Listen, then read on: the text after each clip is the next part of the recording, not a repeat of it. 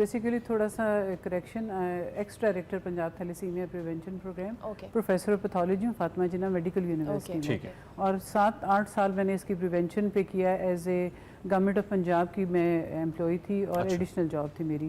तो basically thalassaemia तो बहुत बड़ा मसला है, ना सिर्फ पंजाब का बल्कि पूरे पाकिस्तान में इनकी तादाद काफ़ी ज़्यादा है। और हमारा जितनी भी ब्लड ट्रांसफ्यूजन सर्विस है इस वक्त जितना भी खून हम इकट्ठा करते हैं मोर देन 30% वो इन बच्चों को ज़िंदा रखने के लिए लगा रहे हैं। अच्छा। तो इवन दो कि जैसे आपने बताया कि बहुत ज़्यादा बच्चों की तादाद है जो पैदा हो रही है, लेकिन जो प्रेवलेंस है अभी हमने पंजाब में एक thalassemia registry Punjab IT board के साथ मिलकर बनाई है, वो तादाद इतनी ज़्यादा नहीं है, जो एक्चुअल है वो इससे शायद थोड़ी कम है। अच्छा। और उसकी वजह ये है कि जैसे दुनिया में तो ये तकरीबन नियर नॉर्मल ज़िंदगी, इसको क्रॉनिक डिजीज़ कहते हैं, जो थैलेसीमिया मेजर का शिकार होते हैं, इतनी अच्छी उनको ट्रीटमेंट सर्विसेज और सब कुछ मिलता है कि वो लंबी ज़िंदगी पूरी गुजारते हैं। लेकिन हमारे यहाँ जो थैलेसीमिया रजिस्ट्री के मुताबिक तकरीबन 10 साल के बाद 50% डिक्लाइन आ जाती है। अच्छा। और 20 ईयर्स तक शायद ही कोई बच्चा है जो जिंदा रहता है। तो high mortality associated with this disease हमारे यहाँ स्पेशली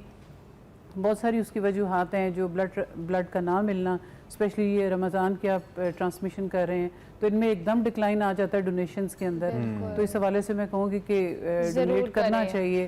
तो दूसरा ये है कि जो इन्फेक्शंस हर किस्म के हेपेटाइटिस B, C, HIV हमारे यहाँ बहुत कॉमन है, और इन बच्चों को चूँकि उस तरह से इलाज की सहूलियात। अच्छा डॉक्टर साहब, टाइप्स तो इसकी दो हमने बताई, माइनर एंड मेजर, लेकिन क्या इन टाइप्स के अंदर स्टेजेस भी हैं? I mean if somebody is, अगर किसी बच्चे को ये है तो क्या उसमें कोई स्टेजेस भी होंगे, जैसे खुदा न खास्ता कैंसर की स्टेजेस होती हैं, ऐसे कुछ है?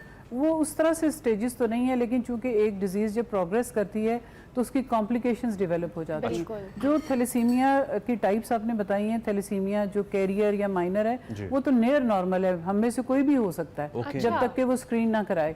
यही वजह है कि जो पेरेंट्स हैं वो दिखने में और इवन उनकी HB भी बिल्कुल नियर नॉर्मल होती है।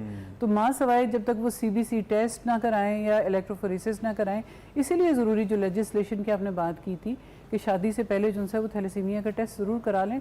देखने में जैसे अगर 100 लोग बैठे हैं, हमारे यहाँ प्रेवलेंस 5 to 6% है, तो 5 से 6 लोग आम नॉर्मल पॉपुलेशन के अंदर वो थैलेसीमिया माइनर होते हैं। जब 2 थैलेसीमिया माइनर आपस में शादी करते हैं तो 25% जो प्रोबेबिलिटी है उस एक प्रेगनेंसी में। डॉक्टर साहब ये तो अगर आपस में शादी करते हैं, प्रोबेबिलिटी की आप बात करें, तो क्या ये क्योरेबल होता है कि इससे पहले, शादी से पहले अगर टेस्ट करा लें? हाँ, और अगर एक उनमें से कैरियर है दूसरा नॉन कैरियर है तो थैलेसीमिया मेजर का बच्चा पैदा नहीं होगा। ठीक है, चाहे वो मेल है या फीमेल है, इसमें कोई फर्क नहीं है तो मेजर नहीं होगा। इसीलिए हम जो रिकमेंड करते हैं, और अभी हमने एक कराची के अंदर एक प्रोग्राम शुरू करने लगे हैं जो chamber of commerce and industry के साथ, कि 18 से 35 साल के जितने भी मेल्स हैं उनको टेस्ट करें। अच्छा। क्योंकि जो फीमेल्स के अंदर आयरन डेफिशिएंसी बहुत ज़्यादा होती है, कॉमन है, तो वो कंफाउंड करती है इसके डायग्नोसिस को। तो मेल चूंकि बिल्कुल हेल्दी होते हैं, उनकी HB भी पूरी होती है, उनमें इनको डिटेक्ट करना ज़्यादा आसान है। और अगर मेल नॉर्मल है तो फीमेल को उसकी जो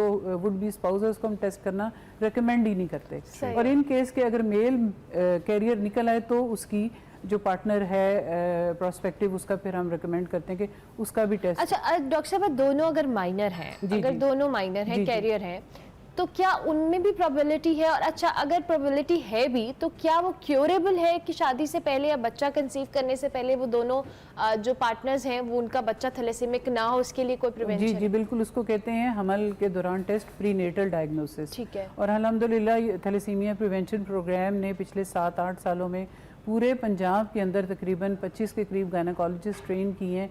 हर डिवीजन के अंदर हमारा सेटअप मौजूद है।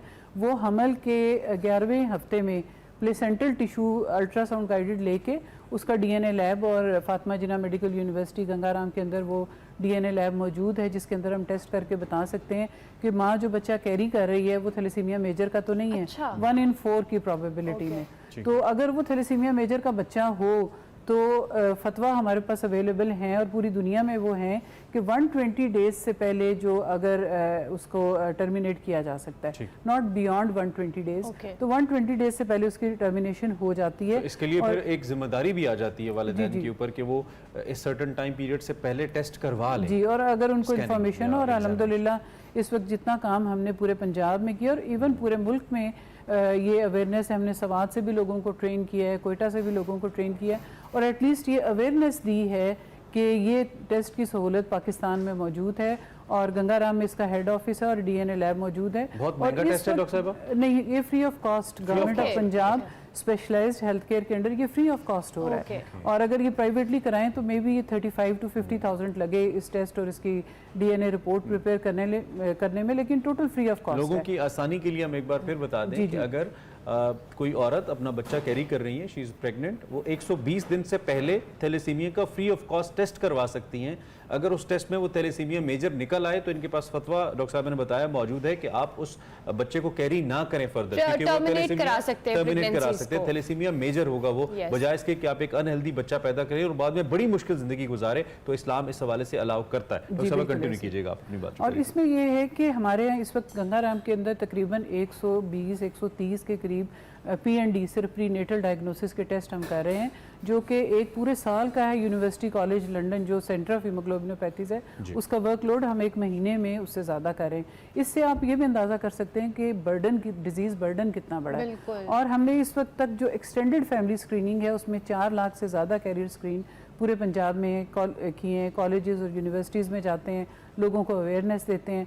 और एक और बड़ी खुशाइंद बात मैं जो बताना चाहूँगी यहाँ पे कि अभी रिसेंटली जो स्पेशलाइज्ड हेल्थ केयर है उसने ईयर 2023 को डिक्लेयर किया सेफ ब्लड फॉर पंजाब, ये स्लोगन दिया है। और ये इसका जो सबसे ज़्यादा फ़ायदा है ये थैलेसीमिया के बच्चों को होगा, क्योंकि ब्लड ट्रांसफ्यूजन सर्विस अगर इम्प्रूव होगी तो बच्चों के लिए तो ये लाइफ लाइन है। तो होपफुली इंशाल्लाह इस पर हम बहुत तेज़ी से काम कर रहे हैं और पूरा जो स्पेशलाइज्ड हेल्थ केयर डिपार्टमेंट है, वीसी फातिमा जिन्ना मेडिकल यूनिवर्सिटी हैं, हम सब बहुत कीन हैं कि बड़ी तेज़ी से ब्लड ट्रांसफ्यूजन सर्विस में बेहतरी लाई जाए। अच्छा डॉक्टर साहब, मजीद हम चूँकि हम टाइम कम चाहेंगे, ज़्यादा चीज़ों को अपडेट कर लें। अब ये जो बच्चे थैलेसीमिक होते हैं, जिनको थैलेसीमिया हो गया है, इनके ट्रीटमेंट के हवाले से पाकिस्तान या पंजाब के अंदर हम बात करें, किस तरह की फैसिलिटीज़ हैं और इसमें जो रिकवरी के चांसेस, जैसे आपने कहा कि सर्वाइवल रेट कम है, मोर्टालिटी रेट ज़्यादा है, बट स्टिल क्या प्रोबेबिलिटी है कि इस हवाले से बच्चे जो हैं वो रिकवर कर जाएं या उनको अगर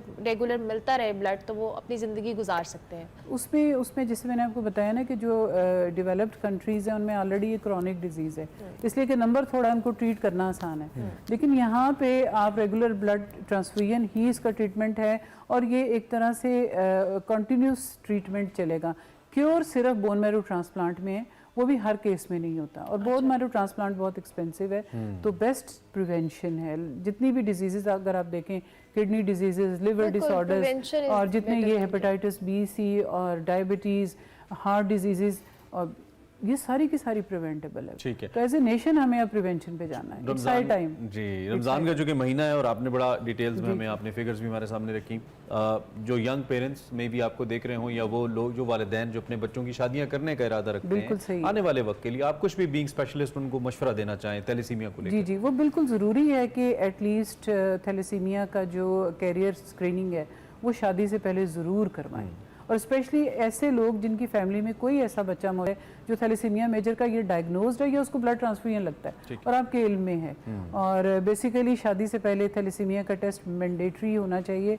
हमारे मुल्क में है लेकिन चूँकि फैसिलिटीज़ अवेलेबल नहीं है, वो हो नहीं पाता।